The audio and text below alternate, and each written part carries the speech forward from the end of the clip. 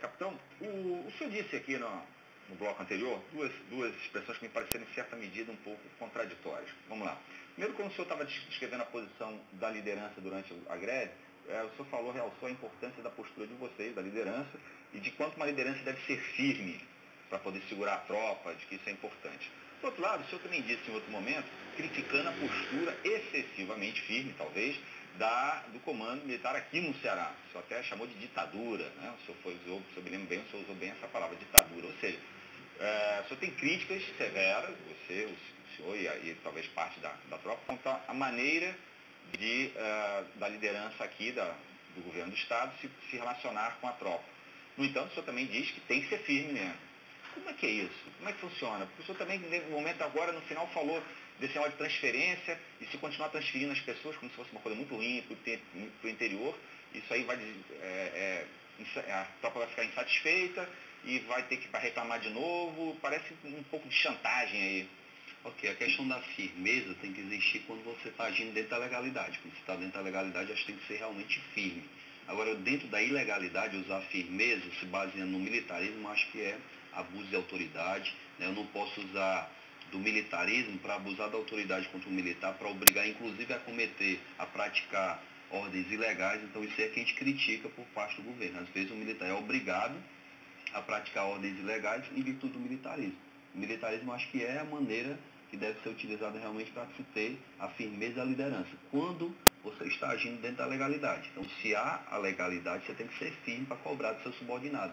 Agora, dentro da ilegalidade, se abusar da autoridade e ser firme é o que a gente critica. Mas não é um pouco exatamente isso que vocês fizeram? Vocês foram para a ilegalidade e foram firmes. Justamente. O que a gente critica do governo é justamente essa postura. Ninguém está dizendo que a gente agiu dentro da legalidade em relação a esse movimento. O que a gente está criticando são 5 anos de governo utilizando a firmeza, mas muitas vezes dentro da ilegalidade, obrigando o subordinado a não falar, obrigando o subordinado a se calar diante das irregularidades que acontecem no nosso governo.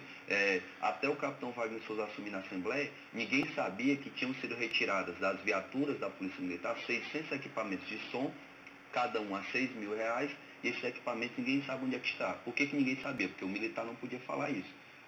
O comando, o secretário de Segurança Pública, não permite que você leve ao conhecimento do povo fatos irregulares e utiliza do militarismo para impedir. Então, o que a gente critica é isso, que os fatos que acontecem ilegais dentro do quartel, dentro da corporação, não são levados a público em virtude dessa postura do governo de militar, mas militar de maneira ilegal. Capitão, eu queria perguntar duas coisas. A primeira era quando o senhor fala que o militar é obrigado a executar uma ordem ilegal, queria que o senhor pudesse dar um exemplo disso, porque aí é o contrassenso do que seria o Estado. Né? O próprio Estado estaria praticando uma ilegalidade. E uma pergunta que eu queria fazer...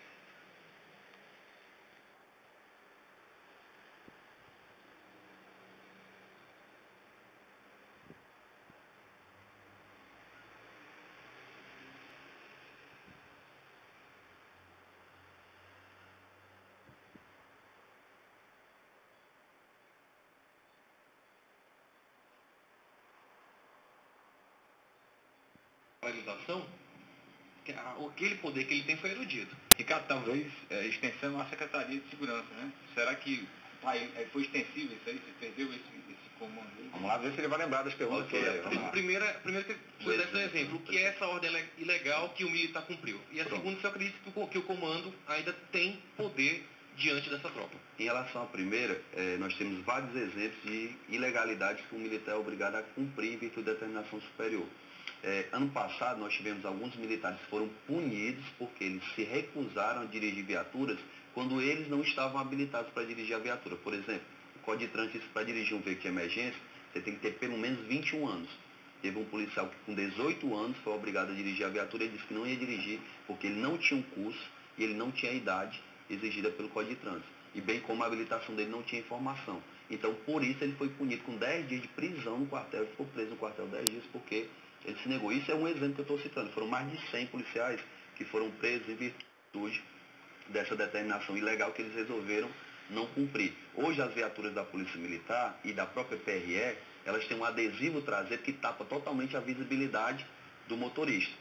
Mas o motorista, o agente de trânsito da PRE, ao visualizar o seu carro com esse adesivo, ele vai lhe abordar e vai lhe autuar porque seu carro está ilegal, quando o dele também está ilegal. Mas por que ele faz isso? Porque é determinação do comando, certo? Então, muitas vezes isso acontece. O militar, ele é obrigado a cumprir ordens ilegais, e se não cumprir, vai ser punido.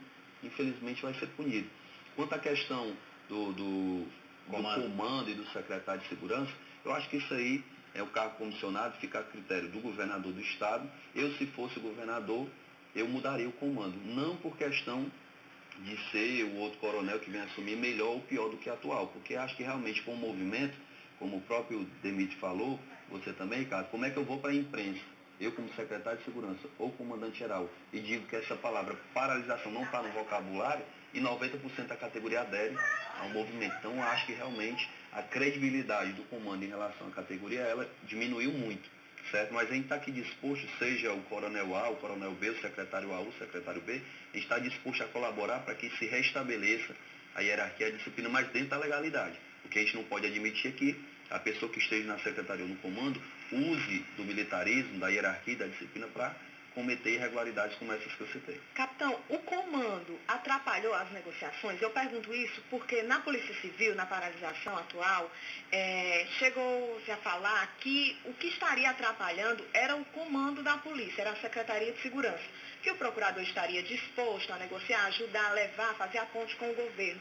No caso da greve da Polícia Militar, o comando teria atrapalhado? Eu não posso te afirmar com certeza, mas os mediadores, as pessoas que estavam fazendo a mediação, nos trouxeram informação que realmente a Secretaria de Segurança Pública e o comando estavam atrapalhando as investigações, aliás, nas negociações.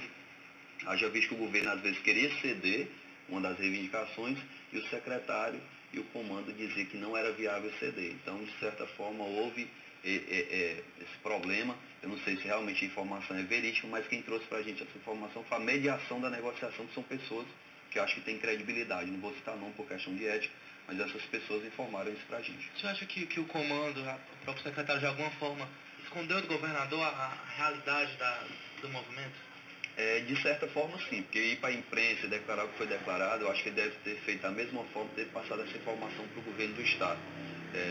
Mas eu acho também que o governo sabia da insatisfação, o próprio governador já tinha ido na imprensa, que tinha informado que os militares estavam magoados com o governo, em virtude dele ter cedido alguma coisa para a Polícia Civil e não ter cedido para os militares. Então acho que ele sabia de parte da insatisfação. Talvez não soubesse que era tão grande a insatisfação. Segundo o Ivo Gomes, ele não sabia muito não, né, desse estado. Não foi isso? Talvez não soubesse a gravidade da insatisfação, mas sabia um pouco porque o governador declarou na imprensa que sabia que os militares estavam magoados com o governo. O senhor chegou alguma vez a conversar com o comandante da polícia, o coronel Wesley, antes da greve?